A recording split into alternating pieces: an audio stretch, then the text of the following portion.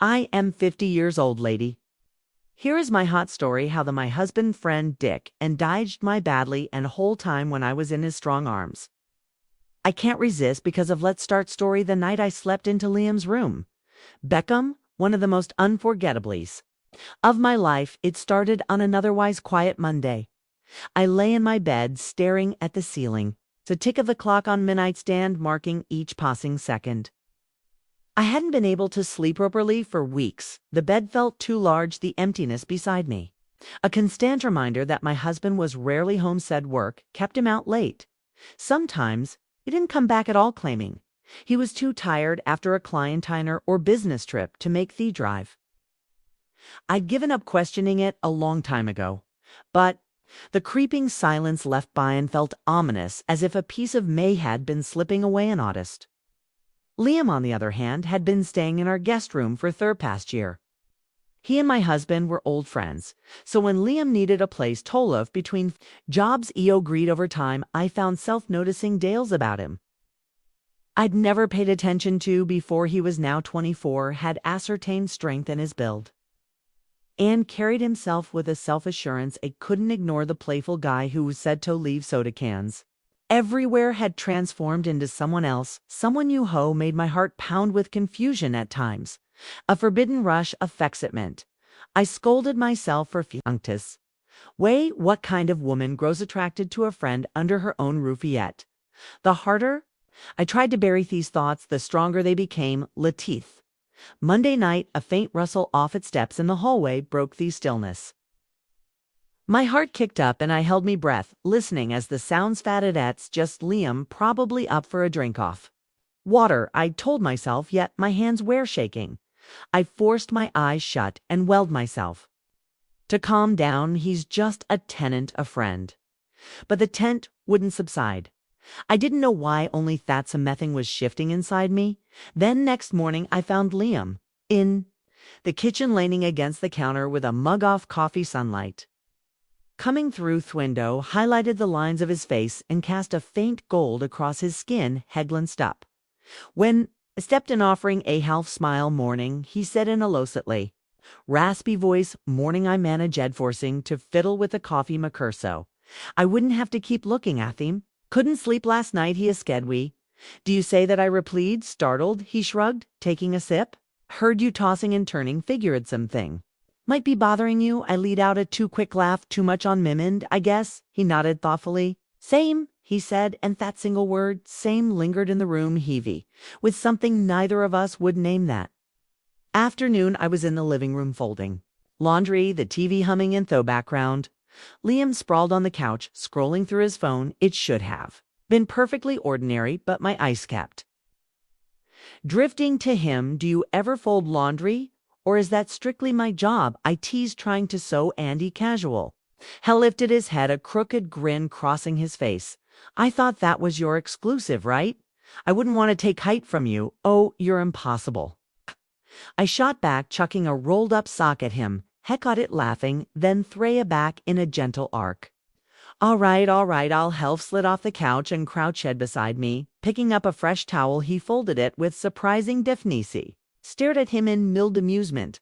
Guess there's a lot I don't know about you. Earmarked. He flicked me a glance. A warmth there that raised the hair on my arms. You'd be surprised how much I can do if I try my heart. Thatted his tone. His words felt lightly flirtatious. But there was something more underneath. I looked away, focusing on Theron Paul's t-shirt in my hands. Well, let's see how consistent you are, I joked, forcing a laugh that sounded too airy. Anything to make your life is sure, he murmured. My cheeks heated at softness in his voice. That evening I went to bed early, but sleep was impossible. My husband was out again, thebbed beside me, empty as midnight crept in. Found myself lonely in ways I hadn't acknowledged the image of Liam's faint smile and the quiet concern in his eyes haunted me. For so many months I'd been starved of feeling seen. I realized that was exactly how Liam made me feel, visible, cared for. Then came the moment I never saw coming. I heard movement in the hallway and my heart lurched. I had told myself not to leave my room, not to do anything. Room not to do anything rash, yet some force inside me. Propel me. Forward, driving me out of bed and across the silent corridor until I was standing in front of Liam's half-closed door. My mind screamed at me to go back bet. I pushed the door open anyway, inside a dim lamp cast. Shadows on the walls, Liam's back was partially turned. He sat on the edge of his bed's holders. Tense, my breath caught when I realized was holding something in his hands, as Mel photograph, apparently of me. Thejas looked slightly worn as thou'd been rubbing it for comfort. He hadn't heard me and Terry. Saw him run his thumb gently over my face in the picture, an almost tender gesture. My chest tightened with an onrush of shock, curiosity, and a sudden unsettling thrill. Liam, I whispered, startled. He turned sharply, Thephodu slipping from his fingers when he saw me. A stunned expression flickered across his face, followed by a flush that hinted at embarrassment. He scrambled to pick up the picture, pressing it to his chest, as if to hide it. I'm sorry, I didn't mean. Toas's words trailed off. My pulse pounded so loudly I thought he could hear it. Ishat, the door behind me, stepping forward. That's a picture of me. I said faintly. Where did you get that? He-swallowed gaze, darting away. It was Takina a couple of years ago at a barbecue. I ended up with it somehow. Andy kept it. He paused, voice dropping lower. I'm sorry, I know it's weird to adjust sometimes. I look at it and wonder if you're happy. You look free in this photo. Heat flooded my face. I should have been angry or thrown off, but his confession squeezed up my heart. Why would you think I'm not happy? I forced a brittle laugh. Married, I have a nice home, a routine. He sat there, shoulders slumped, meeting my gaze with an intensity that shocked me.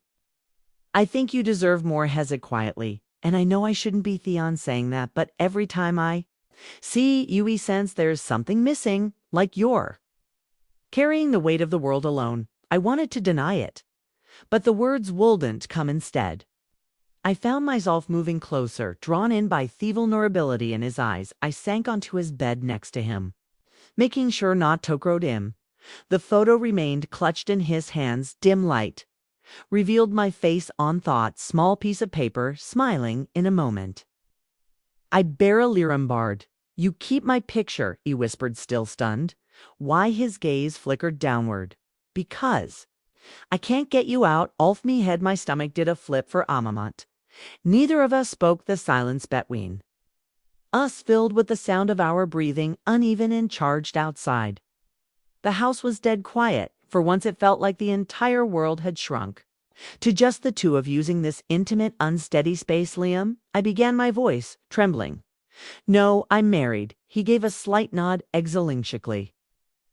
I know I hate how wrong this might be, but I don't hate how I feel when I'm around you. Everything inside Moyne reveled before I could stop myself. I reached out and brushed my fingertips over his forearm. He released a shuddering breath, turning his hand palm up, so our fingers schooled thread together. The contact felt electric, as if it confirmed 1,000 unspoken lines. I've tried to ignore it, I admitted, heart pounding in my chest, pretending you're just a friend, or me husband's old buddy. But I can't keep lying to myself. I'm lonely in you. You make me feel seen. Has squeezed my hand in response, pulling me closer. The warmth of his body enveloped, and a rush of longing ignited inside of me veins. We were close enough now that he could see the faint stubble on his jaw. Rapid rise and fall of his chest. I didn't want you to feel alone anymore, he said softly. His words, simple yet so full of emotion, broke the last thread of my restraint. I leaned in, pressing my lips to his in a tentative kiss. It was gently. First, both of us hesitant, heart hammering with a mix of excitement and fear. But as he returned the kiss, each bend, and I lost myself in the raw sensation of it. My hand found its way to the back of his neck, his fingers tangling in my hair. We broke apart, briefly gasping for breath. His gaze flicked to the photograph still resting on his lap, then back to me, a shaky laugh escaped me, half sob, half relief. I can't believe we're doing this. Leaned his forehead against mine. Evie motioned it more times than I can count. Me heart twisted. I shouldn't be happy about Thady, whispered. But I am. Next moments blurred into a spell, off tangled limbs and breathless murmurs. The guilt of betraying my marriage flashed across my mind, but it was eclipsed by the overwhelming need Tobe wanted to be dired for once. I felt alive as thummy heartbeats belonged to me again, and from the way Liam held me, it seemed half-filed that same desperate test spark. Eventually, we lay side by side on his bed, the photograph still perched near the pillow. A silent witness to our sea crew. I could hardly believe what had just happened, that I'd crossed a line and never thought I'd dare to cross outside a faint glow of the moon, filtered through the curtains, casting broken stripes of light on the walls. What now? I asked quietly, tracing me fingertips along his forearm. He shivered at the touch but didn't pull away. I don't know, he confessed, turning his head so our eyes could meet. I only know I don't try regret. A tear slipped down my cheek out of a jumble of relief, fear, and something akin to hope. I don't either, I managed, though my voice caught beautiful. Everything is going to be different. Noah nodded, threads of worry knitting across his brow. I know, I'm sorry if I've made it harder for you. I silenced him with a soft kiss, letting my lips say hot. My words couldn't. We lingered like it for a while in fragile peace two people caught. In a moment, they both knew cold and last forever. Eventually, I pulled myself upright, the clock on his nightstand readjust past 3 in the morning. I should go, I whispered, the realization sinking in tight. I had to return to my own bedroom bare dawn. But, can we talk tomorrow? Want to figure this out? He nodded, sitting up with me gently. He scooped up the photograph and slid it into the drawer of his nightstand, as thoughtfully tucking away a cherished shed secret. My gaze lingered on that dormy cheeks, warming at the thought that been holding my image moments before I walked in. I'll be here, he said simply. I paused at the door, turning back for one last look. The longing and high sighs made it nearly impossible to leave shut the door behind me. Each step to my room, bringing fresh waves of uncertainty and illicit thrill.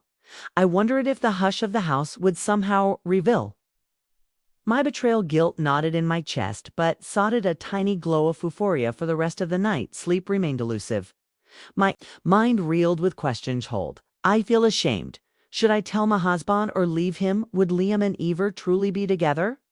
I couldn't answer any of them. All I knew was that the emptiness I'd felt had for one night been replaced by a sense of connection I hadn't known I needed so desperately in the days that followed. We tiptoed around each other during daylight, passing glances in the kitchen or living room that spoke louder than words at night. If we found moments alone who let our affection burst free.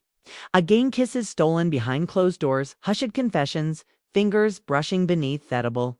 It was thrilling, reckless, and bound by secrecy.